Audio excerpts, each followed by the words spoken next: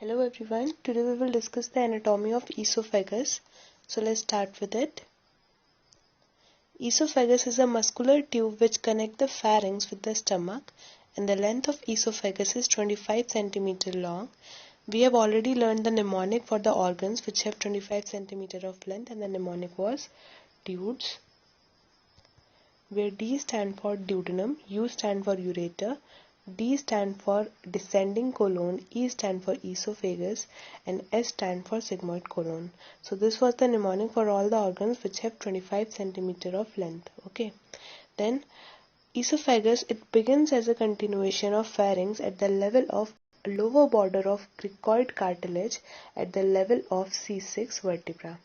Okay तो अब हमें ये याद रखना है कि जो esophagus होता है वो स्टार्ट कहाँ से होता है, from the lower border of cricoid cartilage at the level of C6. ठीक है, ये levels याद करने जरूरी है. Okay, then it passes through the diaphragm at the level of T10 through the esophagus hiatus of diaphragm. Okay, फिर ये diaphragm को क्रॉस करता है at T10 level.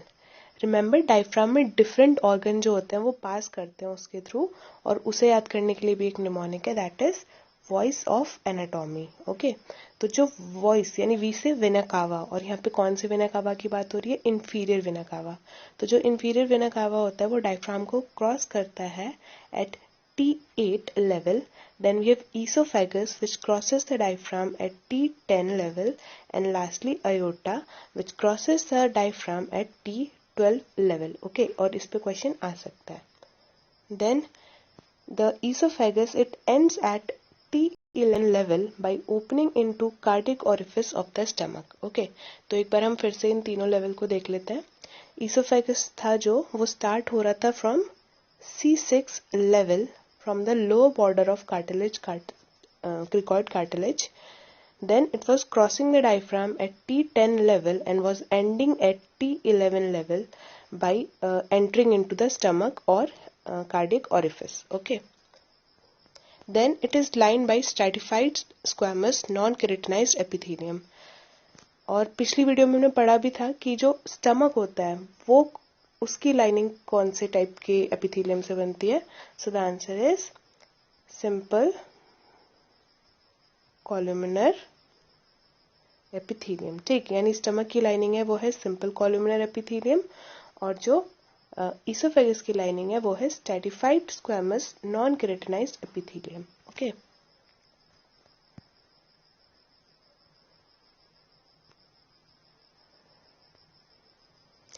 Then we have constriction of esophagus, and there are 4 constriction. Okay, तो पहली तो हमें beginning पे देखने को मिल जाती है. ठीक, यानी at the beginning of the esophagus, और जो कहाँ से हो रहा था, फ्रॉम C6 कार्टिलेज. ओके, और lower border of cricoid cartilage. ठीक, तो पहली कॉन्स्ट्रिक्शन हमें वहां मिलती है. Then second constriction is present at T4 level. Okay, जहां से आर्च ऑफ अयोर्टा इसोफेगस को क्रॉस कर रही है. ठीक, ये हो गया T4 लेवल पे second construction. Then we have third construction at T6 level, जहां पे लेफ्ट ब्रोंकस जो होता है वो क्रॉस करता है इसोफेगस को. Okay, and lastly the fourth construction is present eight T10 level, जहां से जो इसोफेगस था वो डायफ्राम के थ्रू पहुंच रहा था इन द एब्डोमेन. ओके, अब इनके जो है वो हमें डिस्टेंस याद करना है फ्रॉम द इंसीजर्स. ठीक, तो उसके लिए हमें याद होनी चाहिए 3 की टेबल. तो 3 2 6, 3 3 9, 3 4 12. बस यहाँ 12 की जगह कर देना है 11, एंड 3 5 15. ठीक, तो ये चारों जो है वो इतने डिस्टेंसेस पे प्रेजेंट है फ्रॉम इंसीजर. ठीक, और ये भी याद रखना कि आई से इंसीजर है तो जो यूनिट है वो भी आई से, यानी इंच. क्योंकि जो ऑप्शन में वो कंफ्यूज करने के लिए तुम्हें 6 सेंटीमीटर या 6 मिलीमीटर ये सब भी दे सकते हैं, पर तुमको यूनिट कैसे याद करनी है कि इंसीजर से पूछा गया है तो जो यूनिट होगी वो भी आई से स्टार्ट होगी. ओके, तो जो फर्स्ट कॉन्स्ट्रिक्शन थी वो कहाँ पे थी, C6 लेवल पे at the beginning of the oesophagus और at the lower border of cricoid cartilage. ठीक, और कितने डिस्टेंस पे थी, 6 inches. Okay, and the second constriction was present at T4 level, where it is crossed by arch of aorta, and the distance is 9 inches from the incisors. And T6 जो होती है वो कहाँ पे होती है, जहाँ पे लेफ्ट ब्रोंकस क्रॉस करता है, और डिस्टेंस कितना होता है 11 inches. And lastly fourth constriction diaphragm के थ्रू पास होने पे होती है और ये होती है 15 इंचेस। ठीक, और इसको सेंटीमीटर में कन्वर्ट करके तुम सेंटीमीटर भी याद कर सकते हो। ओके,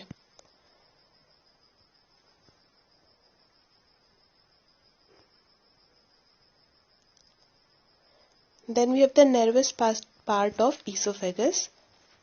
जो नर्वस पार्ट होता है ईसोफेगस का वो उसकी बिगनिंग पे ही होता है, यानी C6 लेवल पे। ठीक, eight the lower border of cricoid cartilage, वहां पे क्या होती है हमारी क्रिकोफेरेंजियल मसल होती है which form the upper oesophageal sphincter. This is the nervous part of oesophagus. ठीक, और ये हमेशा क्लोज रहती है, remain closed except during swallowing and vomiting. Okay,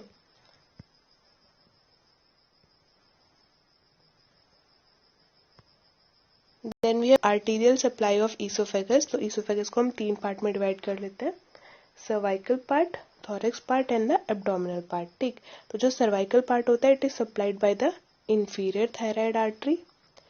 The thoracic part is supplied by the esophageal branches of aorta and the abdominal part is supplied by left gastric artery. So this was the arterial supply and then we have the venous supply. Okay, तो इसमें भी हम abdomen को esophagus को 3 part में divide कर लेंगे।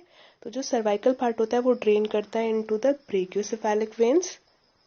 Okay, and the middle part it drains into azygos vein और जो लोअर पार्ट होता है it drain into the left gastric vein. Okay, then we have lymphatic drainage. इसमें भी 3 पार्ट है। The cervical part it drains to the deep cervical nodes, the thoracic part into the posterior mediastinal nodes. ठीक, एक और चीज याद करने वाली है कि जो ईसोफेगस होता है वो पहले तो प्रेजेंट होता है into the superior mediastinum and then it enter into inferior mediastinum. और इंफीरियर में भी कौन से वाले मीडियस्टाइनम में, पोस्टीरियर मीडियस्टाइनम। ठीक, तो इस तरीके से आप थोरैसिक की नोड याद कर सकते हो कि इट इज प्रेजेंट, ये जो थोरैसिक पार्ट होता है drain into posterior mediastinal nodes.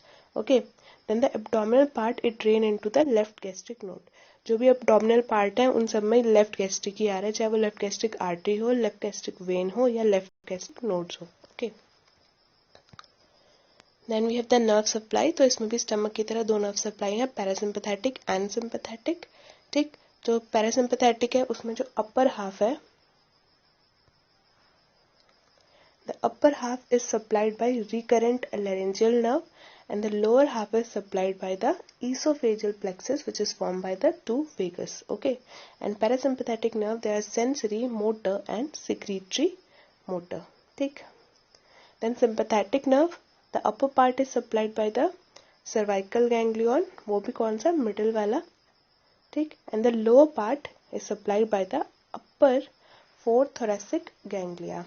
ठीक, and sympathetic nerve they are vasomotor. So this was the nerve supply of esophagus. Then the applied anatomy.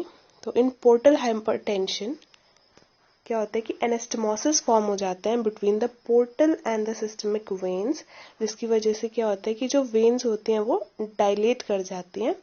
ठीक, and it lead to oesophageal varices. ठीक, और जब कोई भी इंसान बेरियम स्वेलो करता है टेस्टिंग के दौरान तो उसमें ये जो शैडोज होती हैं वो worm like appear करती हैं। Okay, so this was the applied anatomy of esophagus.